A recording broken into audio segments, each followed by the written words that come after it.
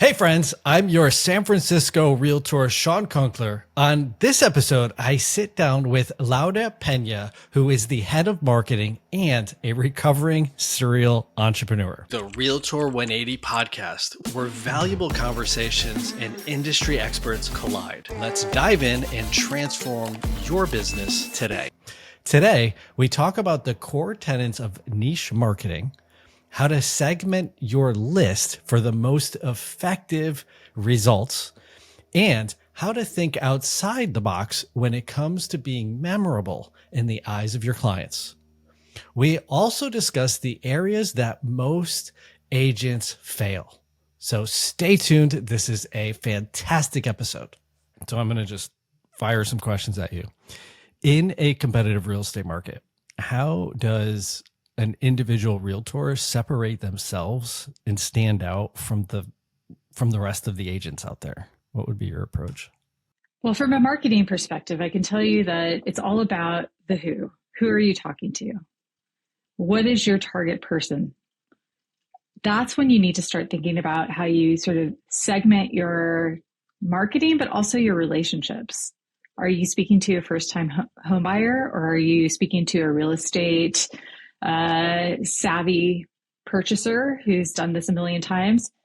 I would say as a first-time home buyer, I needed a lot of communication and relationship. I wanted to feel held. It's a really daunting process. And I was going into this sort of like unknown sea of contracts and terms that I had zero clue how to translate. So as a marketer, these are the things that I'm thinking about. Ethnographically, like, what are the people experiencing that allows me to make myself better at communication with them, better at relationship building with them? To go back to that earlier part, when you said segment your list, what do you specifically mean by that? If you have 10 people on your list that you're selling, that you're trying to find a home for, as an example, what are the commonalities between those lists, and what are the differentiators? The commonalities might be first-time home buyer, or somebody who is purchasing their second home. Like, you can make it really simple. And I think from there, I think the story starts to tell itself. So is this somebody who's ready to purchase a home? Or is this somebody who's just starting to get their feet wet? There's another segmented list. So now you have like 2 people on one list, 3 people on another, 5 people on another. You can absolutely learn how to cultivate a very specific kind of relationship with them. And there's this term in marketing called LTV. It's called lifetime value. And marketers think about that from very early on in the process of acquisition. And I don't want to call a buyer an acquisition, but just to sort of like be able to compare terms. How do I, show them why I'm different and why I'm special and why I'm good and why I will work for them? 2, make them feel confident joining, my squad, if you will. And 3, ensuring that they evangelize for me and come back. How do I do all of those things and think about that at the very beginning? You made me think of my inbox, and the very most basic piece of that is just simply segmenting. Even if agents just started incredibly simple and put a group of buyers together, the group of sellers together, and then the group of agents together. Don't send your stupid market report to agents who are already sending out their reports. They don't want or need that. Yeah. It's interesting how simple it is and how few actually do it. It's a poor market to message match. It doesn't match. I think it's really easy to get caught up in this, like, I will do A through Z.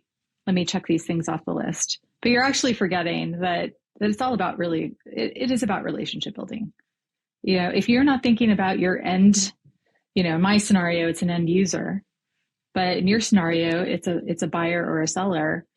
How do you make sure that you are capturing all of their needs, the way that they live their life, and, maintaining that relationship with them over time. And that's the part that people just need to step back and look at is, and you said it, and it's the absolute most important part to our business is we lead with relationship.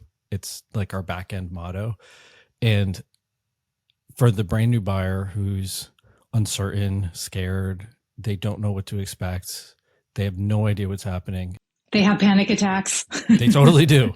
I always tell my clients, after your offer gets accepted, if it's incredibly competitive, the next morning you're going to think, oh shoot, what did I just do? And I'm like, it's normal. Let's figure out a strategy in advance. Yeah. Maybe you're on the other end of that phone call. What is the thing that you can do? Take them out for brunch, like make them feel like it's normal. It's okay. Like, these are big decisions. They're huge decisions, and essentially putting it together in a way as an agent and kind of walking through, and this goes to any business, but taking either the potential lead, the client, the past client, taking them down a path, and then just thinking about their journey. For you, for example, once you've already purchased, there's 0 point in educating you on how to purchase. It's now moving you to the new category of building and maintaining a relationship while giving you the next road ahead. What's the next road ahead? Well, there's seasonal changes. There's things to how to prepare your home. And so from my seat, you just have to be adaptive. And to go back to your point, it's just segment your list. Just really know who you're talking to and what keeps them up at night and address that thing. Yeah. And I think you said it right. Like, you don't want to send certain information to somebody who's just purchased the home. They've already gone through it. They don't need that newbie information. And now I'll tell you what I'm seeking right now is I'm seeking somebody to handhold me through all the things that I now have to do with this house that I just purchased. It's like, now I'm over the hurdle of signing 3,000 documents. Now what? Now I have contractors I need to hire. I have, where can I get discounts on appliances? Oh, call me. I have a good list. Yeah. Actually, I think you've given me quite a few. Yeah. I don't know what I don't know. And that relationship should not end at me signing that final paper. And I can say, just through my experience of working with you, and then also, Josie, the agent that you very kindly referred us to, I feel like we're friends. And that's a good feeling. I know it may not be true, but I feel taken care of, despite, the fact that I'm a year post purchase. Well, here's the crazy data point that I've really, we try to embody as a team, is the average buyer and seller on a national level stay in their homes for 14 years. So if they just purchased, that's 13 more years of follow-up that we're going to have and nurturing before the next trigger event. That doesn't mean that it's going to end there, because the average person, this is also a national stat, is they know 3.5 people who are going to move by the end of the year. And so as agents, if we then adapt and continue to stay in front of our clients and figure out, what do you need? Where are your challenges? How can I help? How can I be of service? When those referral opportunities come up, it's a slam dunk. We get the call. I talked to so many people in the past who they're like, oh yeah, we worked with this agent. They were amazing. Never heard from them again. There's another crazy stat where it's something staggering where home buyers say that like 80% of home buyers will they'll use the same realtor to sell the home when they're ready, but don't quote me on this, but it's only like 20% actually do. And it's because the large cross section of people just stop communicating. So even if you just flub up and you don't segment your list, but you at least stay in front of people and they don't unsubscribe, you at least have a fighting chance to make it to that next round. And there's so much opportunity. Yeah. One of the things that I, as a marketer, think about is not just what happens in order to capture somebody as a customer. Like that's sometimes kind of the easy part. It's keeping them happy for however long I need to keep them happy for. And how do I keep them happy? I want to keep them happy too. It's not just because I feel like they're worth dollar signs. I actually genuinely care about their business. What problems can I solve for them?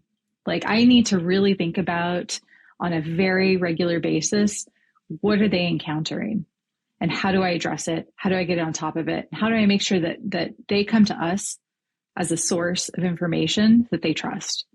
And that is beyond meaningful. And I'll tell you what, like just even as a purchaser of a home, I have sent your information out and Josie's information out tons of times.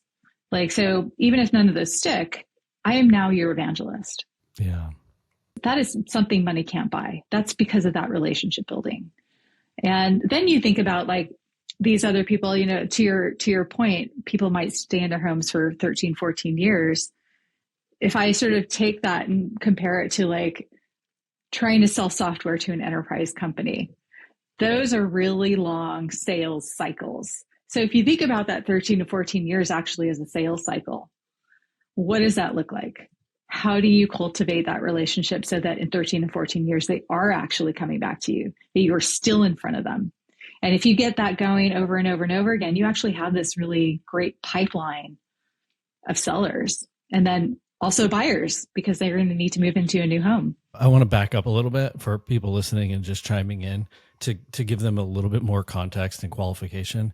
So aside from being a newer home buyer and having gone through that entire process, you've owned small businesses. So you understand budget constraints, people constraints, time constraints, and you have also managed multi-million-dollar budgets for global marketing companies as a director. So I want to just throw that out there for people because you can look at this from a very vast points of view and not just look at it as like, oh, we can throw literally $1 million at this problem and solve it, where it's like, okay, we actually have to bootstrap this, and how do we do it? And I would actually go back to my initial part is if you're a realtor sitting in a seat, you should have a list of names. If you have a list of names, they should be segmented. And that's a totally free activity you can sit down and do this afternoon. And so it's not all about just throwing millions at it. I always say to people who ask for my advice when they're starting to think about building a business, they go, what do? I don't have any money. We all know that at the heart of a realtor's business is the referral. My question to you is, are you proactively building out your trusted referral network? My goal is to connect our community with top performing agents across the country. To join our exclusive community, visit www.Realtor180.com and click the Join Our Network tab to connect. And they said, well, where you don't have money, you're going to have time. And so, you're basically, it's almost like you're paying yourself to do the marketing. I mean, time is money, but that is the way that it goes. Unless you have somebody to, influence you, or if you're partnering with another agent, make those phone calls. Make the phone calls, get in front of them, take them to lunch. As we've talked about in this role, so much is based on the relationship, and the relationship it's you. And so there are aspects of the marketing. This is marketing right here. I can't farm this out. There's nobody I can give this to. It's me. It's my perspective. It's my voice doing this. So if you're on social media and you're farming it out, they're not building a bond with you. They're building a bond with whomever is, or whatever the content is that's being farmed out. So I think that's something else to consider as you're looking at your marketing budgets. Great point. I mean, there is, you are your own brand, Shawn, and you've been consistent from day one about what that brand is. And it's you and your voice carried throughout. And anybody who does work for you, it's still your voice. And that's incredibly important. And incredibly hard. But I also think it's having a good team, and it's working with really talented people who understand how to create a consistent schedule, what it takes, how to identify the brand voice, what's the whole spirit of it. And it's, to your point, again, it's sweat equity. It's sometimes you just have to really figure out what the whole is and what to go after. So to talk about budget a little bit, because I know you and I have had this conversation and I just don't remember the stats offhand, but if, let's say there's a new agent sitting down, they're doing decent, they have a little bit extra in the bank, so they can basically step on the gas and create some marketing. How much, or what would you recommend they start with to start dabbling with marketing? Depending on the person, I'll say 10 to 20% of whatever your revenue is. So your net revenue. Put that aside. That is now your media budget. That gives you the ability to experiment with online advertising, with print advertising, with taking people to lunch. That's a marketing budget thing. What are all the different things that you can do? Do you want to go to conferences? Do you want to speak at conferences? The what is kind of more complicated than the budget, but that gives you the ability to have some wiggle room to experiment and then invest. And I think that's a really, really, really, really, really important part. Is marketing it's a science project. And there's a lot of stuff that we do that it's, well, I think we've built everything right. We'll see what happens. And you kind of have to go back and look at your data after the fact and then measure it. And then if you don't have an established set of numbers, create a set of numbers and then have it to measure against, and then start figuring out, is it performing? Is it not performing? But you can look up a lot of things. Like if you're sending bulk emails, you can easily look up what a good click-through rate is for this industry, and kind of get some numbers. Yeah. I start with a goal. It's like those are your baselines. But what is your goal? Is your goal to get one phone call from someone through this particular campaign? What is your sort of like, there's this thing that I call outcome and then impact measurements. The outcome is maybe that's the click-through rate. Like, okay, I'm doing pretty well. Something's catching on. The impact is the impact that it has to your business. So I have just gained this new customer, and I will make, X% commission on this. So, if you don't start with a goal or you don't start with a business bet, you're kind of just floating in air. It doesn't, there's nothing tangible. It's like, oh, great. I got a click-through rate. Awesome. I'm doing so well, but it's like, actually, maybe not. Did you achieve the goal?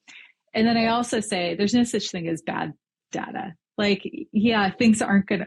I have been doing this for 25 years and I still flunk sometimes, but that shows me how to improve. Like, I learn as I go along. And that is simply the case for marketing.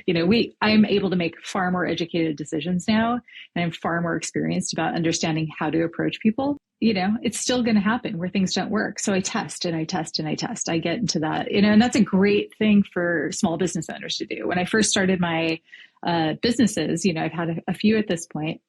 That's what I did. I tested things in the market. I tried to fail as quickly as possible, and then I would iterate. And that would cost me less money, less time, and get more positive results. That's such a good mindset too, is you're intentionally going out there to fail. Yes. It's a much healthier way to approach it than I'm going to get out there and be perfect. And then either A, your ego gets super dinged, or you actually do pretty well, but then you don't improve it because you don't even know where that start point is. And so, yeah, I that's an important mindset to go into all of this. So there's two directions I want to go here.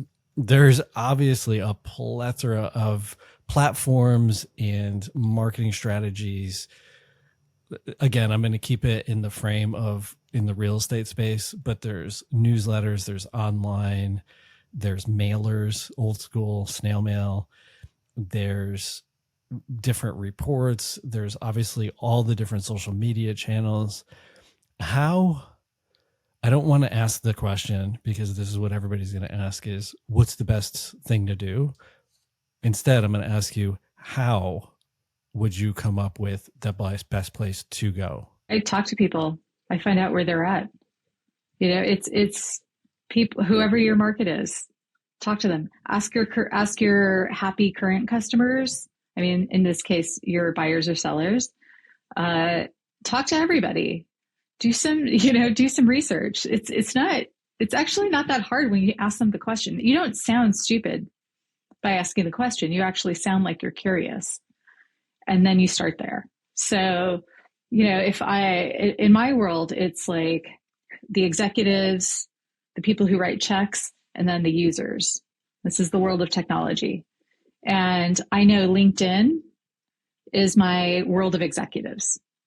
And Twitter, can't remember what they're calling themselves now. Those are the users.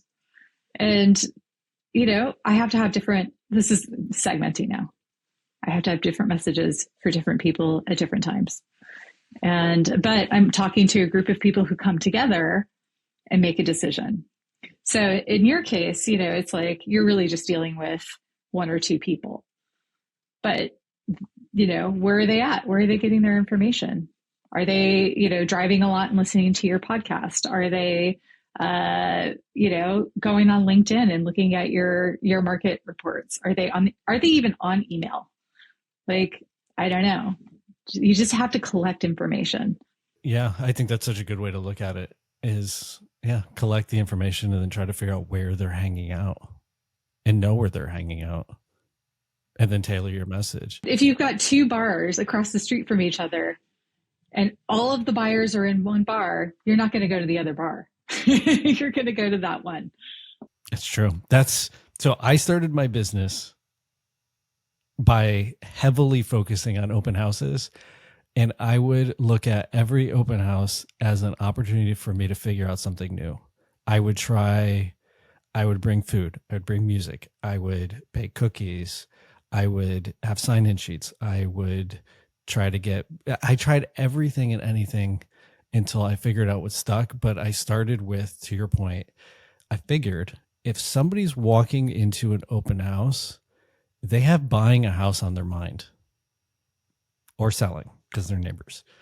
It was a much easier conversation because I already knew that 90% of the people showing up, opposed to me walking into a cafe and soliciting my services there, because maybe it's one person out of 90 at that point. It's the wrong location. So I agree. I think it's incredibly important to figure it out. And then in addition to, because I did work in the newspaper industry many, many, many years ago, it's wild. Like an ad would work one week and not work the next week. And then it would work again in 3 weeks, even though there was a dead spot. And so even within all of this, sometimes there's no rhyme or reason. Yeah. Things are seasonal. Yeah, exactly. It's like, I planted all my crops. I watered them. I did everything. Now it's just, it's fall. It's not spring. And so it's like the wrong thing is happening at that moment. Right. You got it. What are the most cost-effective marketing strategies for startups with limited budget? I would say, because I've done this, and it's not that different than what I was saying before, is you go out and you meet the people. Where are they at? Like I used to go to conferences. When I started my marketing agency several years back, I had like very specific pockets of people I wanted to target. And so I found groups of gatherings. This is our Sustainability Sunday. And I would go to Sustainability Sunday. And, I just developed relationships with them. And if I could tell them what I did in one sentence, but that sentence is enough for them to remember, they would spread that word for me. And to this day, I still have really strong friendships. I still get referrals, which is hysterical because I'm not doing anything like that anymore. But people ask for advice now, and people, I can direct them towards other people. But it started with the basics. Like, I imagine like, in the 80s, you'd have to like go and put leaflets from door to door. I still get leaflets for pizza, and I get leaflets for like lawnmowers, and I actually call them. So it's not rocket science. Well, not the pizzas, but we have some work to do on the house. So yes. Yeah, it's funny. I get landscapers, painters, like windows. The actual like people have gone around and left flyers on my house. I don't think I've ever called any of them. I'm a caller. Yeah. You should think about it. I should think about calling them. Yeah. Shoot the shit. And just see what they're doing that day. Hey, what's up? What's up? What are you doing? Yeah. So in this industry, actually, in most industries, swag is huge. I have very particular thoughts on swag, and I've been in industries where I've really had to be swag centric. I used to go to a lot of conferences and have to hand things out, but I have sort of a couple of rules around it. One is that I don't buy anything cheap. And I know that's a really hard thing. And, it can be very expensive, but if it's cheap, that says a lot about you. I want one really nice quality thing. What would I use? So that's kind of my gauge is, would I use this? Would I take this from someone? And if the answer is yes, that's a pretty good indication that it's worth investing in. Another actually really interesting thing that I did, and I did this for a few years. I started getting really weary of swag. I just felt like there was so much waste. I was at conferences half the year, and everybody had t-shirts. I liked the socks. I'll be honest. If you make a sock, I'll take a sock. But it was all just junk with logos on it.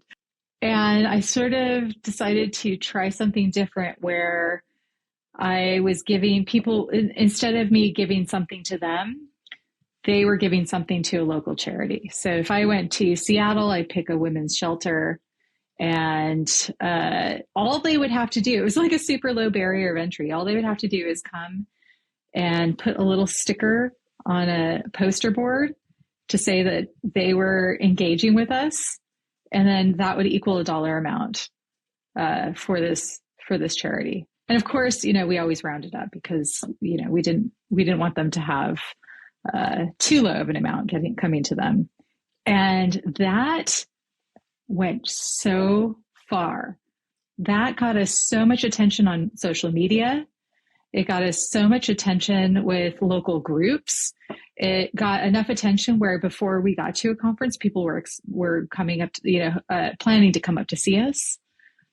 And that's because we were choosing local charities as well. I wanted to do something good for the world. And it was like that little switch. So instead of buying a $15 mug, I gave $15 to a women's shelter.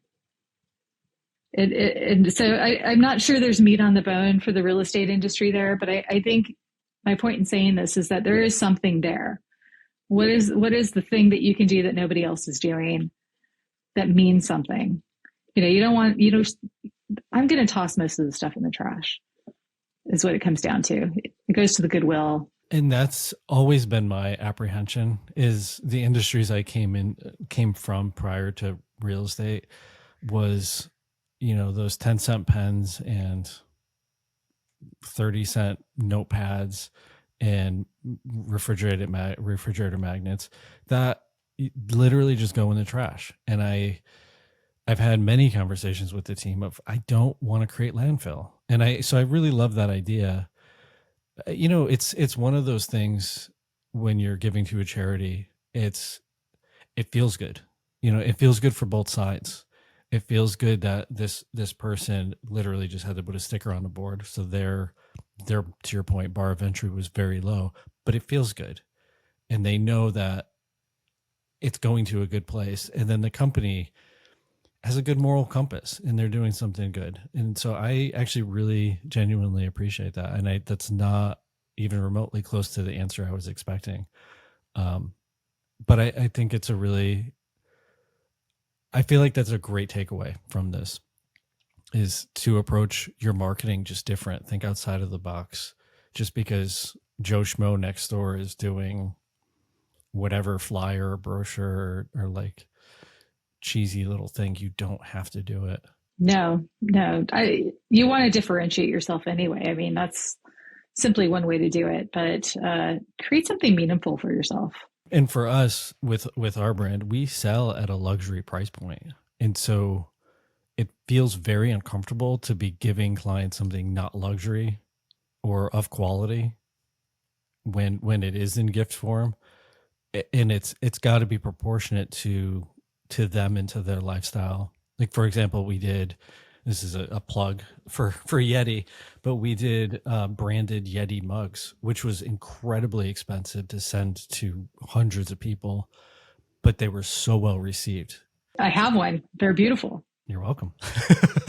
Yeah. And people use them, right? Like every now and again, they're going to pick it up and they're seeing your name in a positive light. I'm a walking Homeward Associates like advertisement in my house. I love that. And you have the best swag. And I'm just like, I don't post things on social media very often, but if I should just like be a Homeward Associates fan page.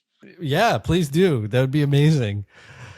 Yeah, I mean, again, we always sit down. So we actually have in-house, we have a rule. So we'll actually order something. Like we did aprons, really nice embroidered, those really high quality aprons. And Kat ordered a few of them and then we mailed them to ourselves. So we actually got it in the mail to see what that experience would look and feel like. It's got to feel good. And then when you open it, it's like, what's that experience? And then once we've like really refined that experience, and here's actually a really little, it's a small thing that goes a long way and it's, Kat hates doing this, but we actually handwrite all of our labels because I want our clients to know that it's personal and it's a hand curated experience. And it's not about the masses. It's about that one individual.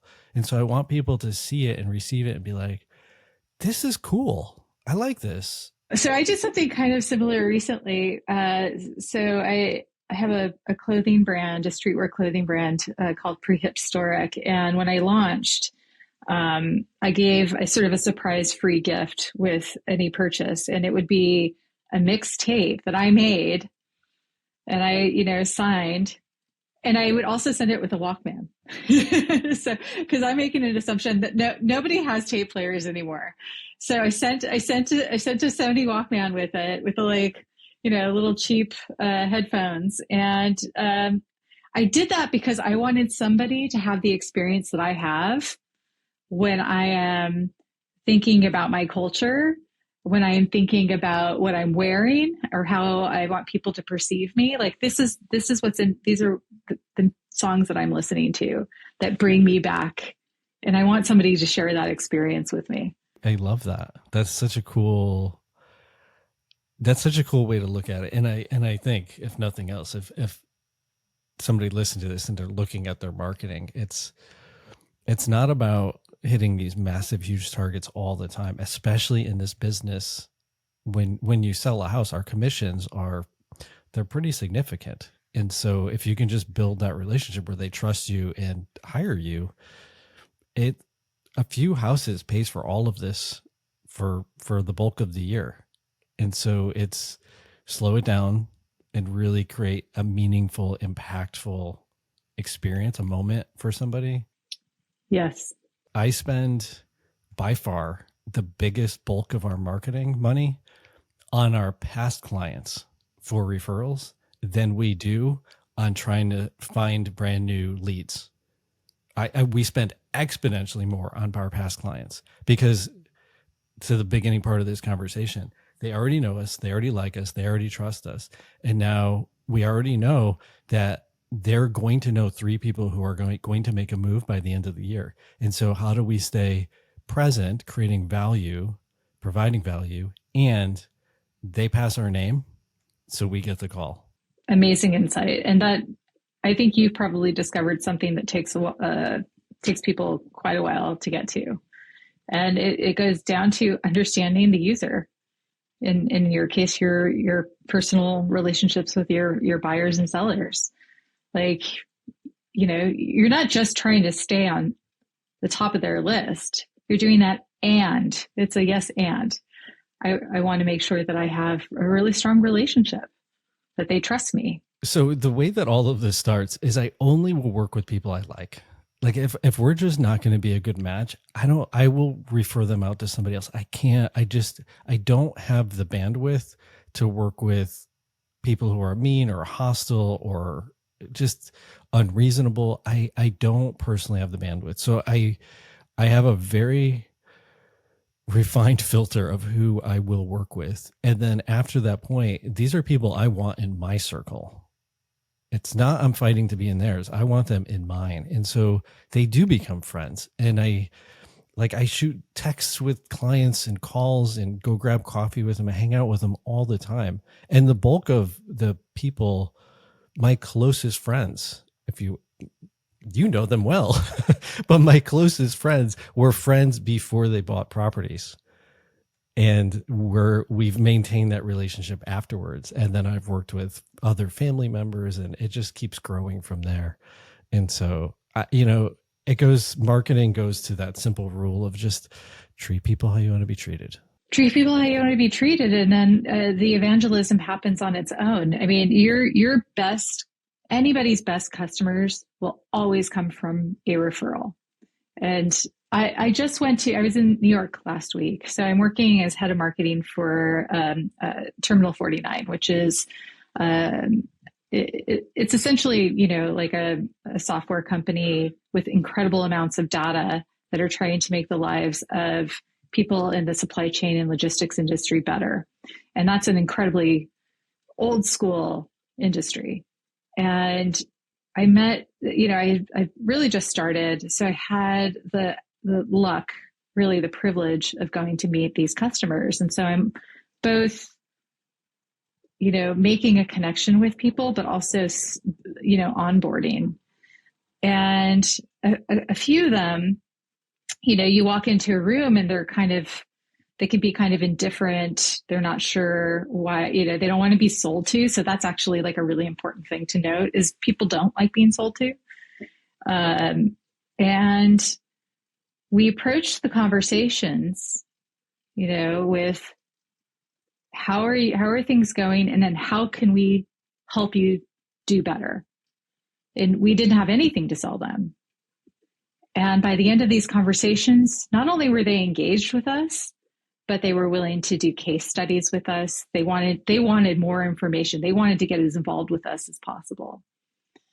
And to see the difference between walking in that room and leaving that room, it makes a difference to connect.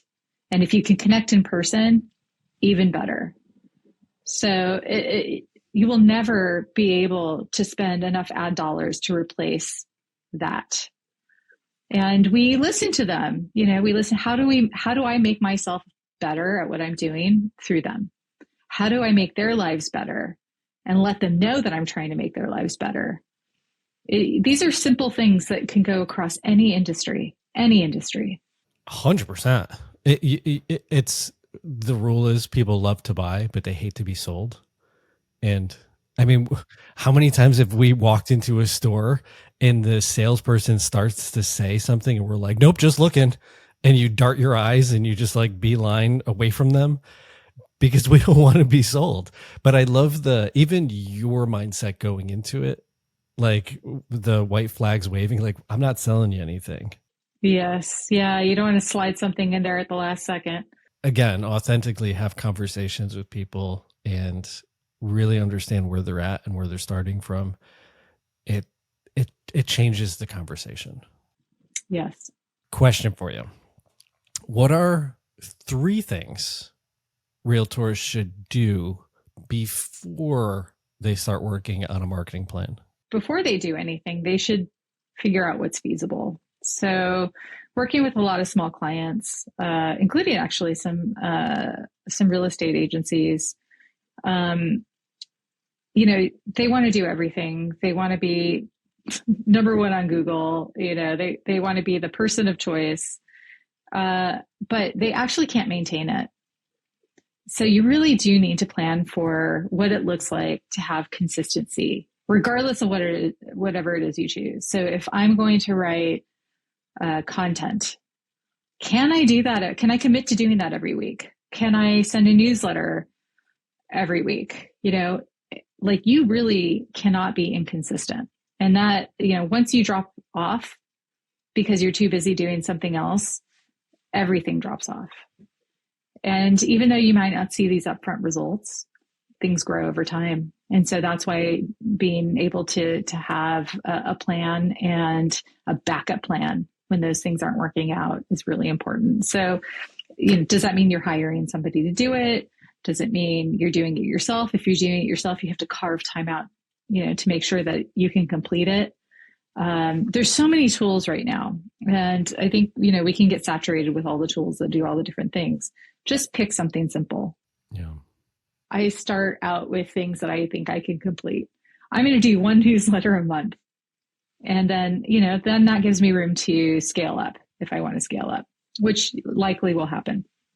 The other thing that you should do is make sure that you have consistent brand messaging. Actually, bring in a designer. Put that money up front to get all your design assets in order. And so a design asset is not just a logo, it's your colors, it's your fonts, it's templates for your newsletters. It could be a whole world of things. You don't have to make it complicated, but you want to know that if I see a Homeward Associates logo, even if I don't see the words, I know it's you. I instantly recognize it. So I instantly recognize it because it is completely across everything that you do. And you didn't overcomplicate it at all, but you're consistent. So create consistency with your brand and with your ability to just market in general. And then 3, I have this thing that I call sort of an experimental work stream. And what that is it gives me permission to try new things. And so what that looks like for me is I usually pick something. So that something will always answer whatever that goal is. So if my goal is to get one new customer a month, then I'm doing the things that might help push that ticker forward. So if that is a LinkedIn advertisement, or if that is a webinar, or if that is, what are all the different things that you can do that answer to that goal? And then how do you know they're working? So, goals are, again, going back to goals, always super important. And then try something new. And people tend to get stuck in, I need SEO, I need Google advertisement, I need, but there's actually the most successful people are doing something different, and they're not doing it because they succeeded right out of the starting gate. They experimented and they went through some really rough times with it, but they persisted. And that's where true success comes from, and true knowledge. The amount of learning you get from that is exponential. I love that. It all reminds me of working out. It's like you don't ever go to the gym, right? You don't go to a gym, you have one hard workout and you're like, well, I'm fit for life. That's it. I'm done. True. Well, I say that. But I mean, you show up, you try it, you hit a plateau, you change your diet, you make some more changes, you hit a plateau, you hire a trainer, you make some more changes, you plateau. And it's like this constant evolution, but it's never done. It's just you keep morphing it. And it reminds me of my newsletter. When I started in this business almost 7 years ago, somewhere in there, I very quickly figured out I cannot get this newsletter out on time each month. So I hired a virtual assistant. And once we started doing it, my commitment was it's going out hell or high water every month.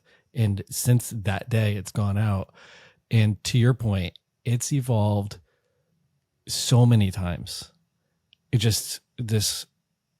I would get feedback from a client or a friend or somebody be like, hey, I really liked this section. So we would make note of that and try to put a variation of that section back in and see what happens. And then we played around with longer copy, shorter copy. and it just continues to morph and grow and evolve. And it evolves from feedback. Somebody will just shoot me a quick email and I'll grab it and be like, hey, can you tell me more about this? And to your point earlier, it's not a sales pitch. I'm actually curious of, what do you like about this? What do you not like about it? What do you want to see more of? Because ultimately, if you unsubscribe, I've lost. And that's just one little thing that we're doing. That's in addition to optimizing the website and doing social media and having videos going out and our other email communications. It's just one little piece of this puzzle, but the consistency component, which is actually the previous episode we just released, was all about being consistent. Not even good, definitely not perfect. Just do it. Yeah. Don't worry about perfection. It doesn't exist anyway. Done is better than perfect. And that is like the mindset of agility, being agile. If you wait forever to get something perfect, it's not going to happen. You won't get it out. It's going to go a little bit against what you just shared, but I think you should have an idea of your brand. But I also think, to your point, don't get gridlocked on it. I literally had lunch with an agent yesterday who has been in the business for 6 months. She's brand new. And I said, do you have a list of all, like, your entire sphere? She's like, I do. I was like, that's amazing. Have you messaged them? And she's like, no, I don't have a brand. And I was like, you don't need a brand. Like, you don't need a font or a color. You just need to shoot them a message and be you. That is your brand. You are your brand. That's actually a really good point. For 6 months, she hasn't done literally anything. And she could just email somebody and say, hey, I was thinking about you. I just wanted to let you know I'm now doing this. Mm-hmm. You don't need all of this other swag. And I will hit that point home by saying, I closed, and I'm not saying this to brag, but I closed, I think $5 or $6 million in transactions when I first started, before I ever had a website, before it was ever there. No one can search my name and find anything on me. And so you can find success even before you have these pieces, if you're doing the other components right. But, like, don't stop. Just go. Do it. Do something. That's a great point. And that's actually a really nice distinction, I think, between, what I do on a regular basis with technology and what you do, which is one, I would gather to say 100% about relationships and your network. And so it is nice to kind of take that and think about it as, it's really me. At the end of the day, it's not anybody who works with you. At the end of the day, it's you. And what do you want? How do you want people to see you? And how do you want to show people that you care? I 100% agree. And I think that's the perfect way for us to end cap this. We did not touch on a ton of stuff. I would love to have you back on. So we'll have to schedule it for you to come back. I will put in the show notes down below so people can find your business, the Prehistoric. And then if somebody wants to actually reach out to you and connect, we'll make sure there's opportunity for that. Louda, thank you. This was amazing. It flew by way faster than I expected. So I appreciate your time. Yeah, thank you, Shawn. This was a lot of fun. I appreciate it. Thank you for joining us on today's episode of Realtor 180, where industry experts elevate your business. Be sure to subscribe and share this episode with a friend. Until next time, keep thriving.